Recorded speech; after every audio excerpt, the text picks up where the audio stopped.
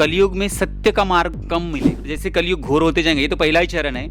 अगले चरण में तो बहुत भयानक होने वाला है। निस्वार्थ प्रेम, चाहे पति पत्नी का हो, बेटा माँ का हो, या फिर किसी का भी हो, निस्वार्थ प्रेम किसको कहते हैं? क्रोध पे कैसे कंट्रोल पाया जाता है? ध्यान से या भगवान के नाम स्मरण। महाराज, किसी भी इंसान का जो है व्यक्तित्व को कैसे पहचाना? आजकल टीवी सोशल मीडिया पे बहुत सारे बाबा है और प्रवचन देते हैं, उनकी बहुत सारी बातें वायरल होती है, उसमें कोई सत्यता नहीं होता है, सिर्फ लोगों का अंधविश्वास है। इसके लिए क्या कहना चाहिए? महाराज, अभी महाकुंभ लगने वाला, कई सालों के बाद लाखों ऋषि मुनि वहाँ पे गंगा स्नान के लिए पधारने वाले हैं। आप वहाँ पधार रहे हैं? हाँ, भीड़ भाड़ नहीं तो भीड़ से क्यों भागते हैं? क्योंकि भीड़ अच्छी नहीं लगती, एकांत और शांति अच्छी लगती है। तो जो इतने बड़े बड़े संत वहाँ पे जा रहे हैं वो क्या है? आपने अभी बताया कि आप भीड़ भाड़ से दूर रहते हैं, लेकिन आज जो हमारे देश में संत महात्मा है, वो लोग भीड़ क्यों चाहते हैं? क्या वो सच में संत है, या फिर ढोंगी है, या फिर पब्लिसिटी चाहते हैं? महाराज, मनुष्य का प्रवृत्ति है, कहीं पे 4 पत्थर रख दो, वहाँ पे सिंदूर लगा दो तो वहाँ पे पैसों की बारिश हो जाती है, लेकिन वही कहीं भूखा आदमी मर रहा होता है तो उसको 2 रुपया भी देने से लोग कतराते हैं। क्या ये सही? गलत है, क्योंकि जो जीव दया है, उसमें जो पुण्य है वो पूजा में भी नहीं। चींटी हो, हाथी हो, मनुष्य हो, हर किसी में भगवान का अंश होता है। सही है? सही है। जब हर किसी में भगवान का अंश होता है तो भगवान को ढूंढने के लिए लोग जंगल में, तपस्या में क्यों जाते हैं? अपने मन के अंतरात्मा में क्यों नहीं? सब वायरल हो रहे हैं, लाखों लोग उन्हें देख रहे हैं, लाखों का चढ़ावा चढ़ाया जा रहा है। वो पैसा व्यर्थ व्यर्थ व्यर्थ मेरे अंदाज से। आपके हिसाब से क्या? आत्मा है, रोड किनारे सो रहे, ठंडे में ठिकुर रहे हैं। दूसरी तरफ अंधविश्वास के तौर पर लोग पत्थरों में लाखों का दान देके आ जा रहे हैं। वो पैसा कहीं ना कहीं दुरुपयोग होता है, क्योंकि अगर सदुपयोग होता तो वो गरीब रोड किनारे नहीं सो रहा होता, उस पर किसी का ध्यान नहीं है। लेकिन लोग चढ़ावा करके ऐसा सोचते हैं कि मैं मेरा सारा पाप धुल लूं। ये जायज है क्या महाराज? नमस्कार दोस्तों, मैं राज जायसवाल स्वागत करता हूं आप सभी का रिपोर्ट F3 में। दोस्तों, इस वक्त मैं जहां मौजूद हूं, आप सभी को एक ऐसे महाराज से मिलवाने वाला हूं जिन्होंने अपनी जिंदगी की हर उपलब्धि पाने के बाद गृहस्थाश्रम छोड़ के वैराग की जिंदगी अपनाया है। महाराज जी, सबसे पहले आप अपना परिचय दीजिए हमारे दर्शकों को। मेरा परिचय है कि स्वामी चैतन्य महाराज, इस नाम से मुझे जानते हैं सभी लोग जी। संन्यास के बाद नाम चेंज होता है, तो ये स्वामी चैतन्य महाराज हमारा नाम है जी। महाराज जी, आपने वेटनरी मतलब कि पैरामेडिकल करने के बाद गवर्नमेंट जॉब आपको मिली थी, आपने गवर्नमेंट जॉब छोड़ के ये संत कैसे बन गए? कि बचपन से इच्छा थी। महाराज, अति, चाहे धन हो, अति सुंदरता हो, या कोई भी चीज़ अति हो, वो कहीं ना कहीं मनुष्य को बर्बादी की ओर लेके जाता है। सही है ये बात? मराठी में मन है कि अति तिथे माती। जो कोई भी हो, जैसे कोई भी शौक हो या कुछ खाना हो, जैसे मराठी में बोलते हैं कि अन्न तारी अन्न मारी अन्न विकारी, कि अन्न नहीं खाए तो मर जाएंगे, ज़्यादा खाए तो बीमार हो जाएंगे, और ज़्यादा खाए तो मर भी जाएगा, लेकिन जो आवश्यक है वो तो रहेगा, कि जो जितना जो भी आवश्यक है वो तो चाहिए ही है। महाराज, 2 वक्त की रोटी के लिए 2 वक्त ही पेट में खाना जाता है, उसके लिए जो इस संसार में लोग छल परपंच, लोगों को तकलीफ देना, लोगों का हड़प लेना, बेईमानी, चोरी, ये सब चीज़ जो सिलसिला चल रहा है, क्या यह कलयुग का प्रकोप है? कलयुग में वही चलेगा, क्योंकि कलयुग है तो कलयुग में सत्य का मार्ग कम मिलेगा। जो भी धन भी कमाएंगे, कुछ भी कमाएंगे, इज्जत भी है, किसी को पीछे रख के आगे जाएंगे, किसी को पीछे रख के, ये तो कलयुग का फेरा ही है। और जैसे कलयुग घोर होते जाएंगे, ये तो पहला ही चरण है, अगले चरण में तो बहुत भयानक होने वाला है। इसलिए जो भी है कलयुग में सत्य जो है वो लुप्त हो जाएगा, और जो झूठ है वो आगे आगे बढ़ेगा। ये कलयुग का ही काम है। महाराज, पिता को बेटे से, बेटे को पिता से, माँ को बेटे से, भाई बहन सबका कोई ना कोई एक दूसरे से कुछ ना कुछ उम्मीदें होती है और वहाँ पे प्यार दिखता है। अगर कहीं ना कहीं बेटा नालायक निकल गया या फिर माता पिता बच्चों पे ध्यान नहीं दिया तो यह भी एक कलंक का स्रोत बन जाता है। तो महाराज, ये क्या कहाँ तक सही है कि निस्वार्थ प्रेम, चाहे पति पत्नी का हो, बेटा माँ का हो या फिर किसी का भी हो, निस्वार्थ प्रेम किसको कहते हैं? जिस निस्वार्थ बोलते उसकी इच्छा नहीं, बस सिर्फ प्रेम करना। जैसे गाय बछड़े से प्रेम रहता है, वो स्वार्थ कुछ भी नहीं रहता। वो बछड़े को दूध पीना रहता और बस दूध पी के चले जाता है। लेकिन आदमियों में इच्छा रहती है।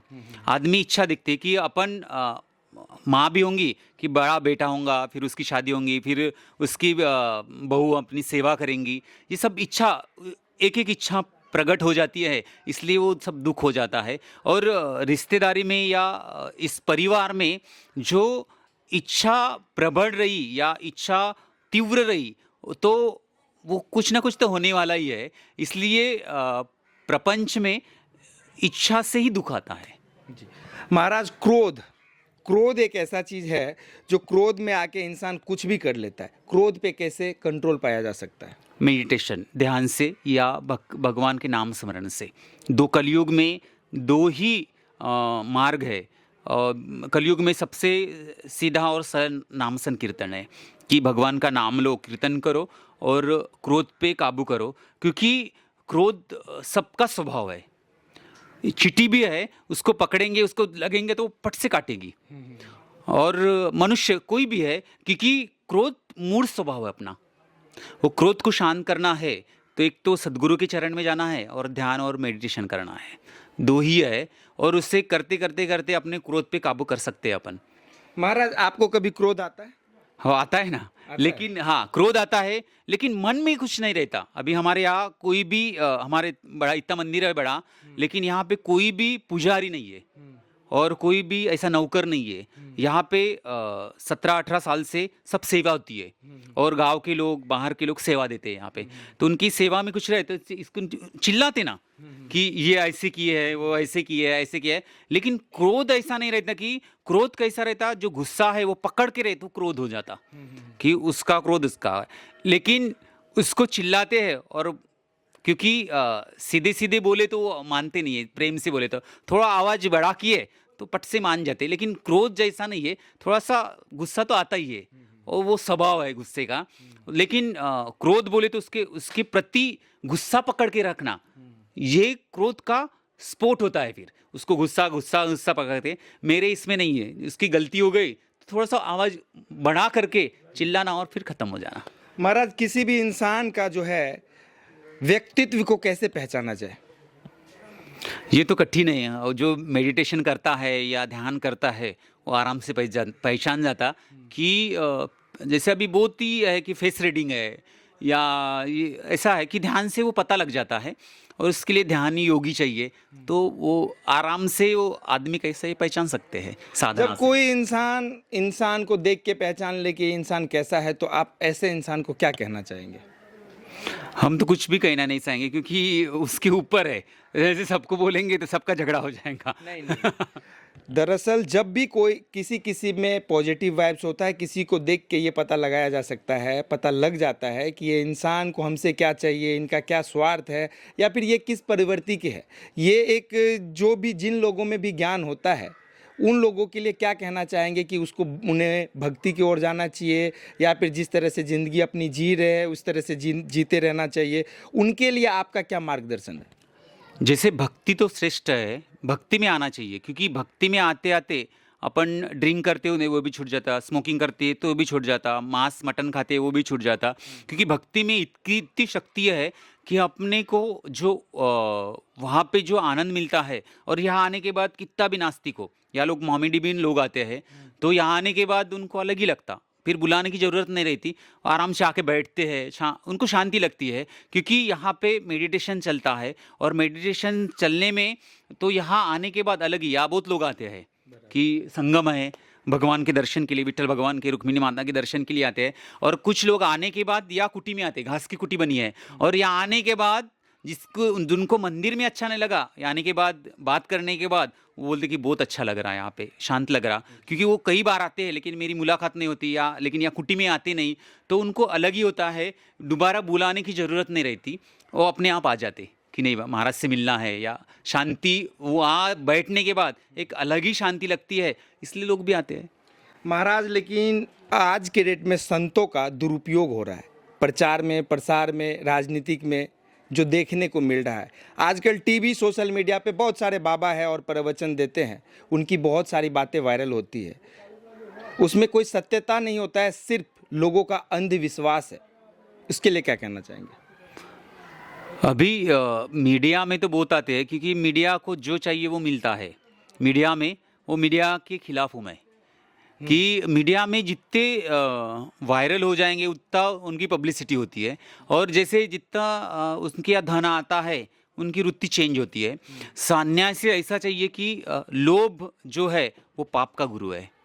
प्रथम ये सन्यासियों को समझना चाहिए, जिसको लोभ आ गया उससे पाप ही बढ़ेगा, और जब तक लोभ नहीं करेंगे तो सरल से भी सन्यासी हो या कोई तपस्वी हो आराम से वो चलेगा। लेकिन आश्रमों के नाम से लूटते हैं, आश्रम बनाने के लिए लूटते हैं, आश्रम ये चाहिए वो चाहिए, अन्नदान के लिए, ये सन्यासियों का काम नहीं है, कि महाराज लोगों का काम नहीं। महाराज लोगों का काम है सेवा देना और सेवा करना।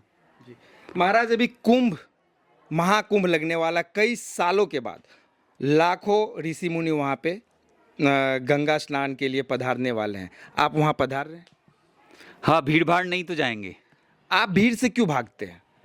क्योंकि भीड़ अच्छी नहीं लगती, एकांत और शांति अच्छी लगती है। तो जो इतने बड़े बड़े संत वहाँ पे जा रहे हैं वो क्या है फिर?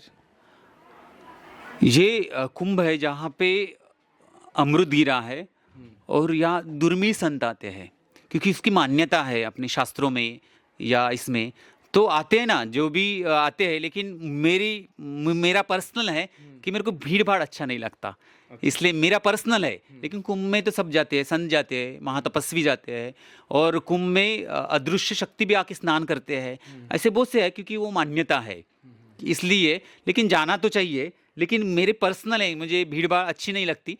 लेकिन हर कुंभ में तो जाता हूँ, लेकिन थोड़ा पर्व आगे पीछे होके। जी।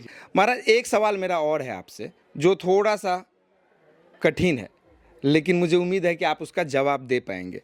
महाराज, एक बात बताइए, आपने अभी बताया कि आप भीड़ भाड़ से दूर रहते हैं, लेकिन आज जो हमारे देश में संत महात्मा है, वो लोग भीड़ क्यों चाहते हैं? क्या वो सच में संत है, या फिर ढोंगी है, या फिर पब्लिसिटी चाहते हैं? क्या है? मैं इसके ऊपर तो बोल नहीं सकता, कि टीका तो नहीं कर सकती, लेकिन जिसके मन को जो जो भाता है वो करते हैं लोग।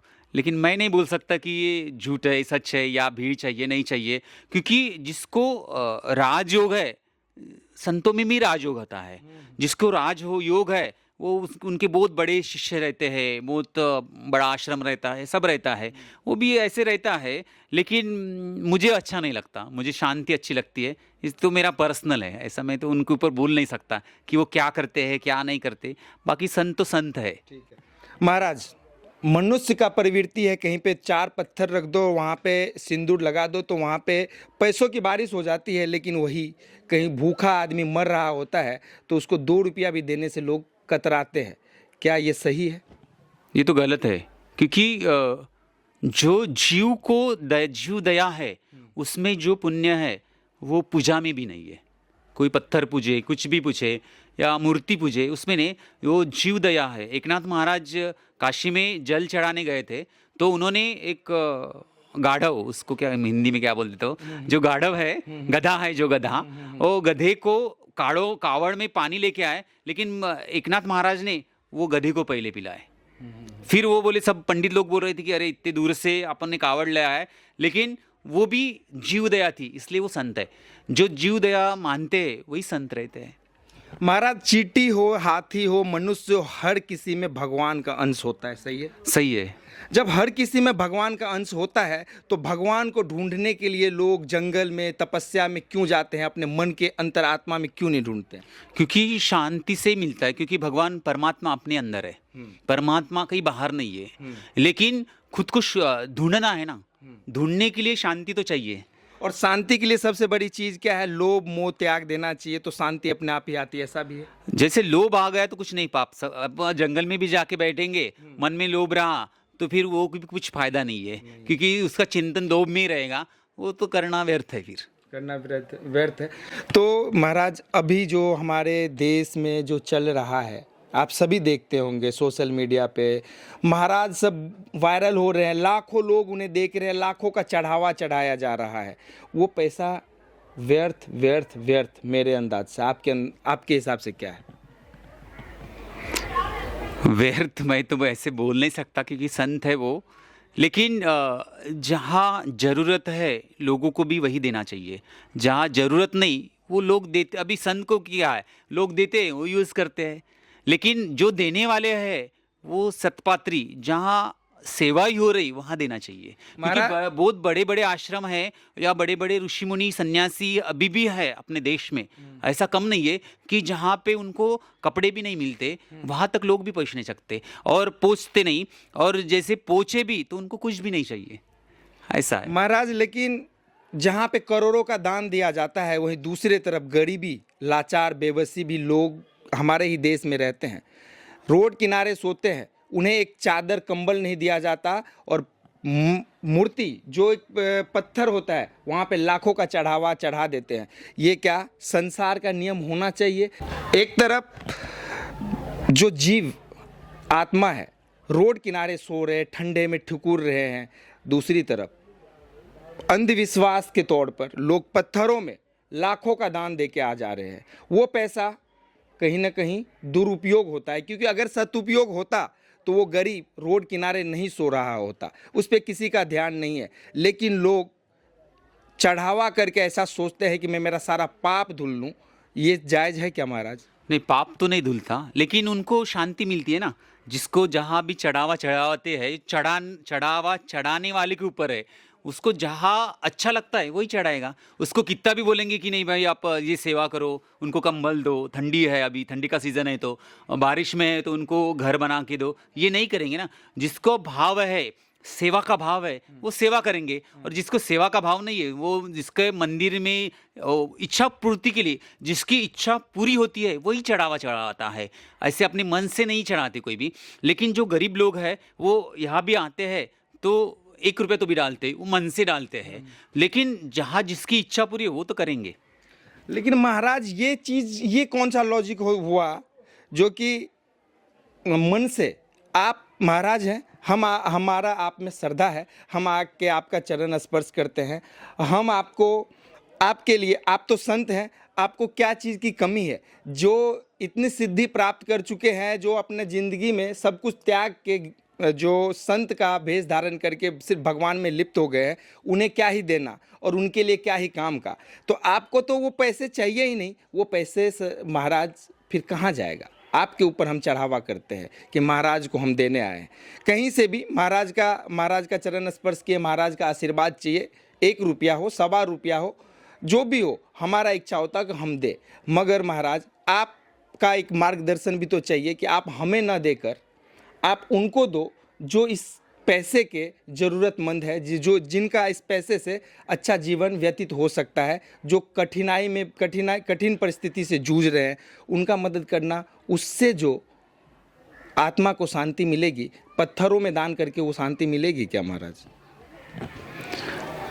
वो तो नहीं मिलेगी, लेकिन दान का जो है वो पर्सनली है, अपन किसी को बोलेंगे तो नहीं करेंगे। उसमें लोगों की तरफ या जो भी गरीब है, अभी हम कल जा रहे वहाँ पे साड़ी बांटेंगे, जो भी दान आता है, अभी 10-5 हज़ार की साड़ियाँ, जो भी अभी कल जा रहे वह पारदीगुड़ा कुछ तो भी ऐसा नाम है वहाँ गाँव का, तो वहाँ पे लोगों से जिसके साड़ियाँ वगैरह है तो आदिवासी पूरा है, तो इस पैसे से वो काम चलता है यहाँ पे, इस पैसे से जो भी दान आता है। और जहाँ मैं जाता हूँ, चढ़ावा चढ़ता है मंदिरों में, वही रख देता हूँ।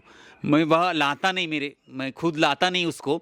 जहाँ भी जो भी प्रणाम करते हो पड़ता है, वो मंदिर हो या कुछ हो, वही रख देते, यहाँ लाते नहीं। और यहाँ जो आता है जो भी दान में, तो यहाँ की लोगों की सुविधा के लिए या लोगों के इसमें लिए वो चलते रहता है। वो तो महाराज अलग है, और आप पे कोई भी अंकुश नहीं है। आपसे मुझे बात करने का मेरा एक ही मकसद था कि आपने वो ज़िंदगी छोड़ा है जो आपको हर सुख मौज मिल सकता था, लेकिन आपने वो सब त्याग के आप जो ये संत का जो रास्ता अपनाया है वो एक अनोखी बात है। इसीलिए हम आपसे इतना सारी बात किए हैं। बाकी अगर किसी भी प्रकार का हमसे त्रुटि हुआ हो तो उसे माफ़ कीजिएगा।